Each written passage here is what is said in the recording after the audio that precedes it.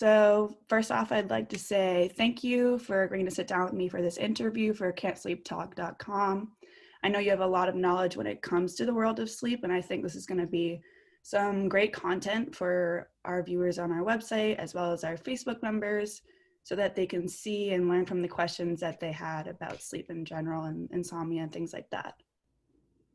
So if you could give a little background about yourself, or maybe where you're from, your education, what you do now, something like that would be great. Sure. My name is John Winkelman. I was born in Philadelphia and raised there. Came to Massachusetts to go to school. And 12 years later, after undergraduate and PhD in medical, I finally got a real job and did a residency in psychiatry, mostly focused in psychopharmacology. But immediately afterwards, did a sleep fellowship and have been practicing sleep medicine and doing research in sleep disorders now for about 25 years. At one point, I thought I'd be able to escape the New England winters, but that never happened. But I've been very lucky to be involved in this field, which has grown so much in the last 25 years. And unfortunately, there are many people with sleep disorders, but fortunately, there are many ways to help people with sleep disorders. So from a doctor's perspective, that's very gratifying. And where did you do your residency and where do you work now? Sure. I did my residency and my sleep medicine fellowship at Mass General Hospital in Boston. I worked then for 5 years running the sleep laboratory at McLean Hospital for 5 years, then moved to Brigham and Women's Hospital for 15 years, and have been back at Mass General where I did my residency for about 5 or 6 years. With 1 foot in the neurology department and 1 foot in the psychiatry department. All right, awesome, thank you. So I have a few questions directly related to insomnia that I wanted to ask you. And then afterwards, I have some questions from our Facebook group members that they asked a little later last week. All right, so the first question I have is, what is your definition of insomnia and how does someone know they have it? Sure. Well, insomnia is diagnosed not by a blood test, not by an X-ray, not by a sleep study even, but it is diagnosed by the person saying that they have problems falling asleep or staying asleep, and associated with either distress or dysfunction, problems next day functioning, that happen at least 3 times a week for 3 months. That's what is called the insomnia disorder. So the important point is that it is defined by the person themselves, and that chronic insomnia disorder, has to happen a certain number of times for a certain duration of time. There are a lot of people who have brief episodes of not sleeping. They don't meet criteria for insomnia disorder, but their insomnia can be disturbing to them. Certainly, if it happens every night for 2 weeks, that's really disturbing, but it doesn't meet the criteria, but is still considered a problem with sleep and would be enough of a problem that you'd want to maybe talk to your doctor about it. Mm-hmm. So for someone to be diagnosed with chronic insomnia, you said it was 3 months? 3 times a week for 3 months. 3 times a week for 3 months. Okay, thank you. Interesting. What may be causing someone to experience insomnia? Oh, lots of things. Lots and lots of things. When I see a patient for the first time with insomnia, I spend an hour with them. This is not something you can figure out quickly. Mm-hmm. You have to ask lots and lots of questions, follow up the answers with lots of questions. So it's it's usually multifactorial, meaning there's oftentimes many things that contribute to the insomnia. The most common things are mood, at least for chronic insomnia. This is insomnia disorder, 3 times a week for 3 months. Mhm. Most common things are mood and anxiety disorders. Next would be problems, things that cause pain,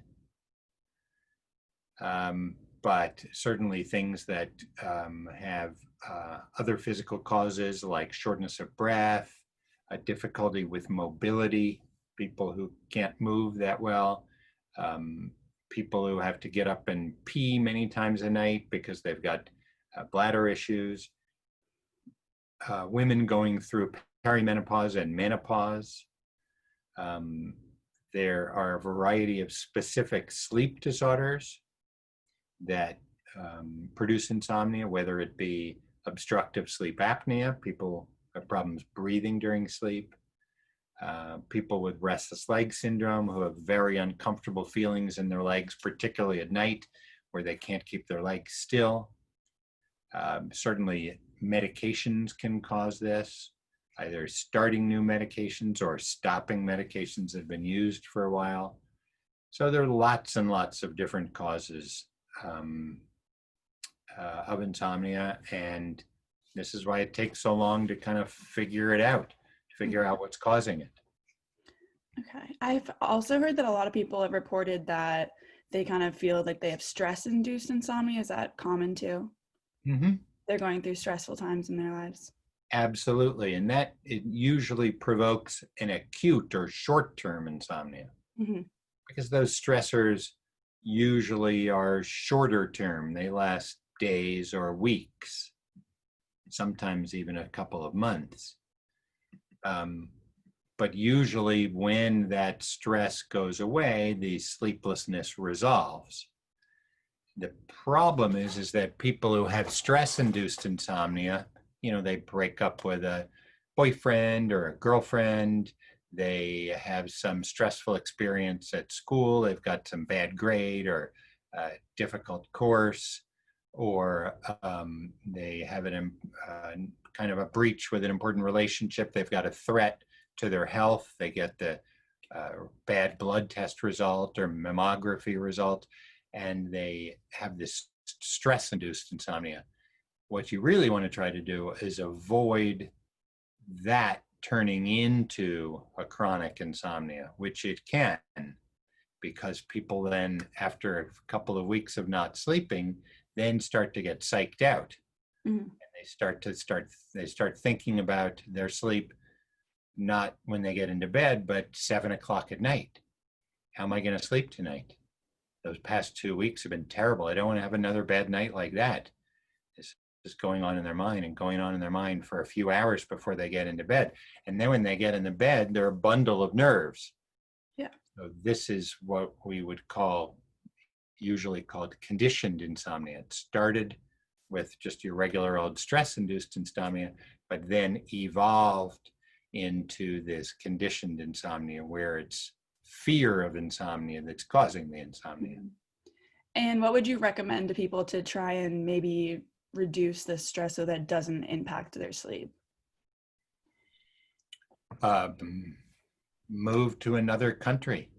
I Right. mean, there are so many different kinds of stressful experiences that I'm not sure that I have one recommendation for all stresses. Okay. It's kind of like person to person kind of thing. Oh, well, it's stress to stress, but certainly you don't want to be dwelling on the stressful event at night. Mm-hmm. So I've talked to a number of patients recently who watch the news. They're anxious about COVID. Yes. And they're on they're watching the TV or on CNN or whatever it is, looking at this state and that state and the latest thing, and they're doing that in the evening right up until bedtime. And I say, you really need to go on a news diet. If there's something that is stressing you out in your life, think about it, work on it, but get all that done before noon, Mm-hmm. so that after noon, you're not dealing with that issue at all. You need to make some calls, you need to read the news, you need to do this or that, but get it all done early so that you can kind of like a train shifting onto another track, because you really don't want to be preoccupied with that in the hours going up to bedtime. Okay, awesome. Thank you. Another question I had are, what are your most common treatments for patients with chronic insomnia?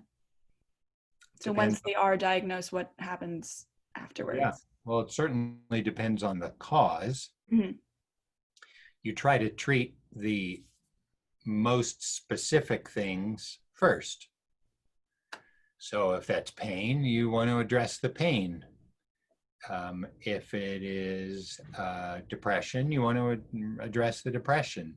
If it's a specific stress, you want to try to modify the exposure to that stress as best you can, as we've just talked about, Mhm. or modify your response to that stress as best you can. And that can be done by relaxation techniques like meditation, yoga, Mhm. by exercise, so that you're not changing the world, that stressful event, but you're trying to modify how you respond to it.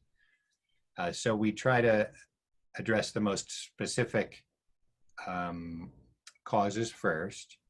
Then sometimes we can't address those. They're just chronic problems, um, or there's no good response to them.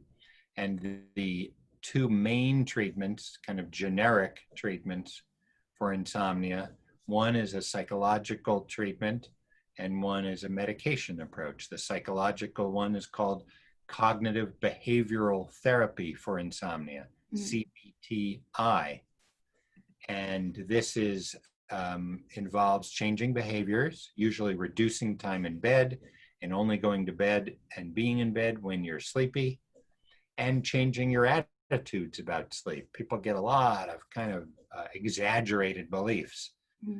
about what's going to happen if they don't sleep. So working on those. So that's CBTI. And the other approach is medications. Some people um, need medications to assist with sleep, either for the short term or even for the long term. And so your doctors, whether you're a primary care doctor or a sleep specialist, can address whether that makes sense for each person. Okay. And when you use medication to help treat your insomnia, are there side effects that come with these medications or things like that? There can be. Okay. Remember, you take the pill and then it goes in your stomach and it goes everywhere in your brain, Yeah. everywhere in your brain. You're not sticking that little pill, in that specific little spot in your brain to get to the sleep center. Mhm. So many medications for sleep obviously make you sleepy. And the biggest problem with them is that they can last too long.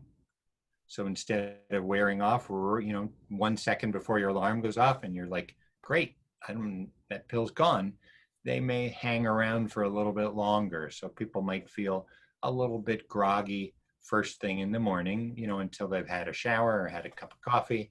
Usually you can identify a time that you take the medicine, a specific medicine that you take, and a dose that will allow you to wake up feeling more rested than you would if you hadn't taken the medicine and you just had insomnia. Remember, insomnia has side effects. Yeah. You're always balancing the benefits of the medication versus the side effects, if you will, of the insomnia itself. And that's something that the doctor and the patient do together. They collaborate on that balancing act. Mhm. Okay, thank you.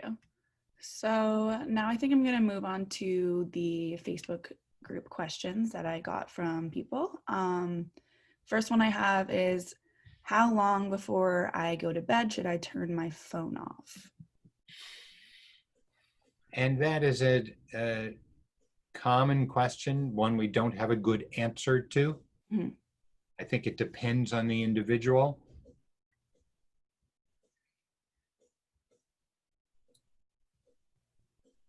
I'd like to kind of make an analogy. If you're going up to a red light, how long before, and you're driving, Mhm. how long before that red light do you start hitting the brakes? That's interesting to And put it that way. I think that everybody brakes differently. Mhm. I know some people that I prefer they would start a little bit earlier with the braking, but they wait till a little bit too late, and it's a little bit jarring.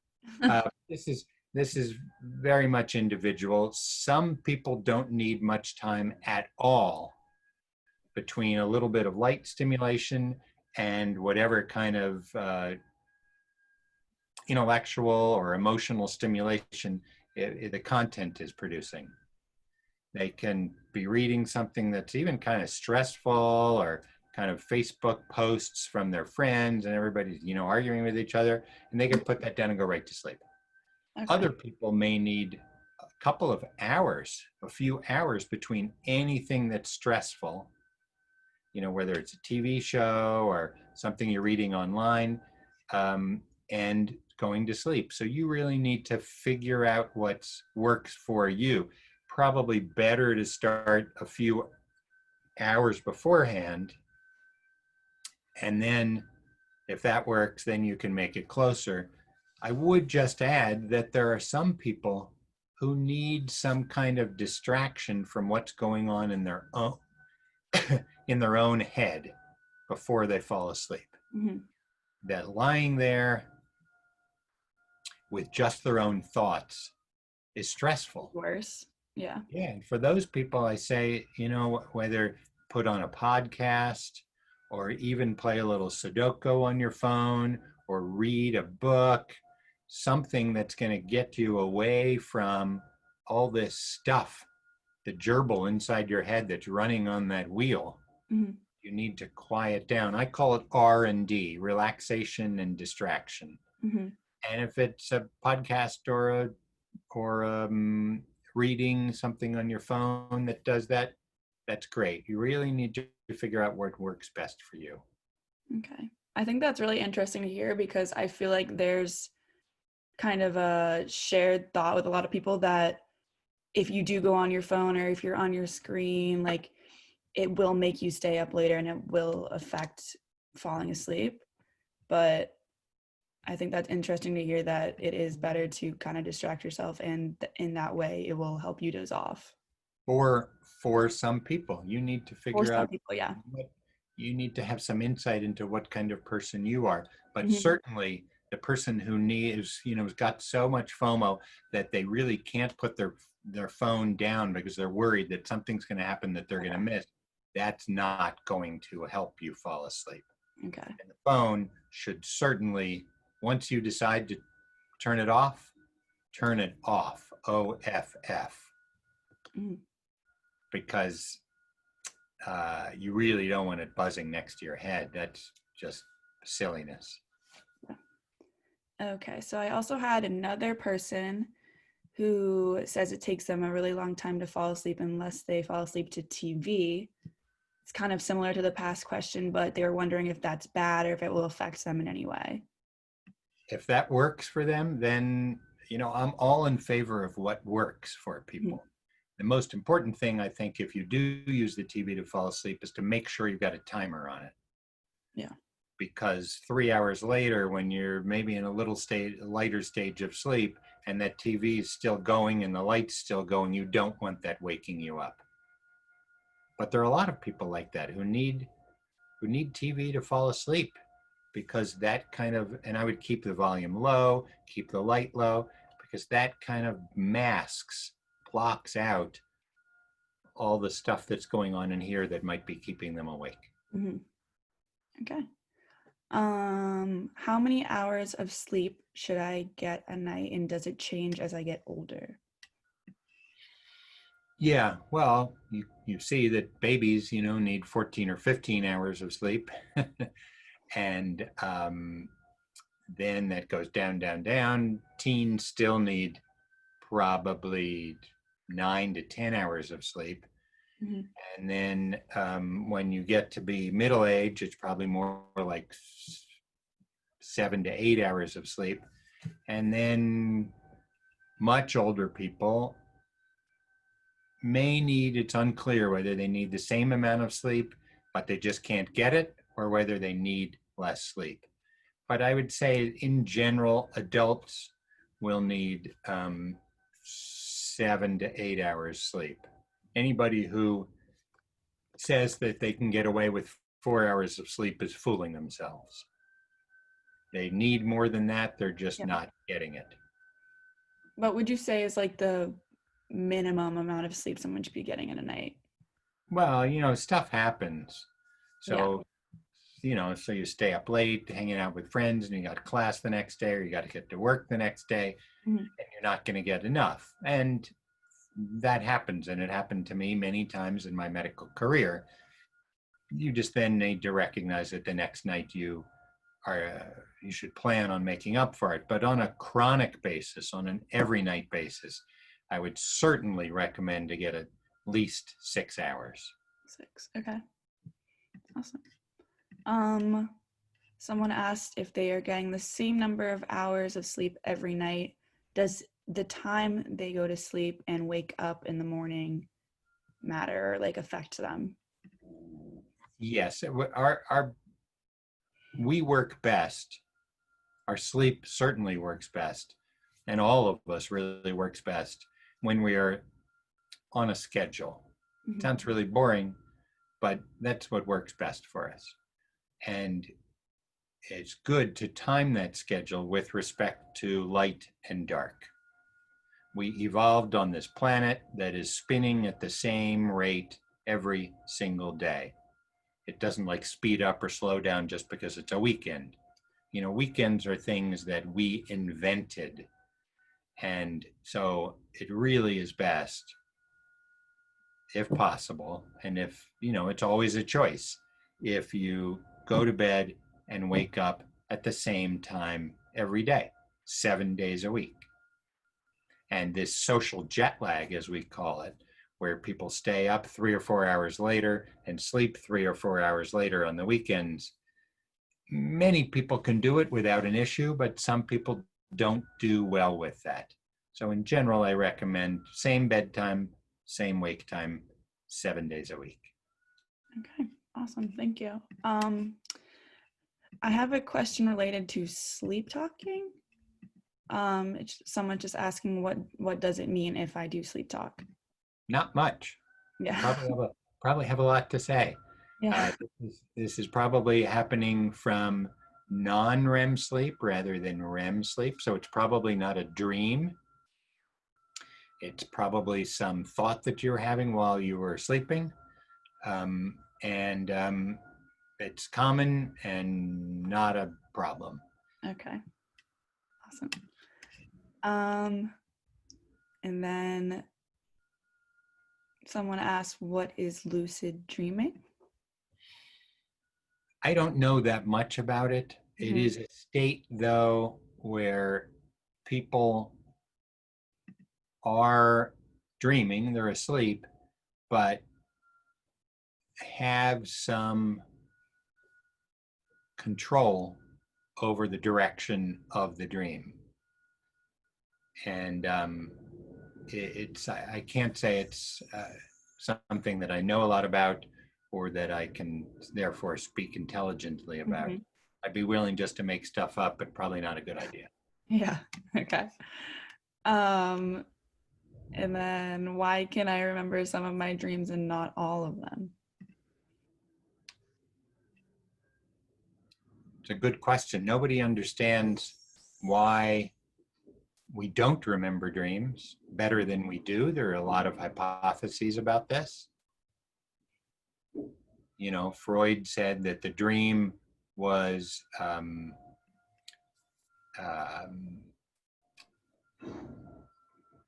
had a lot of our wishes, our most basic and unacceptable wishes Mhm. that came out in the dream, but they had to be altered so that they didn't wake us up.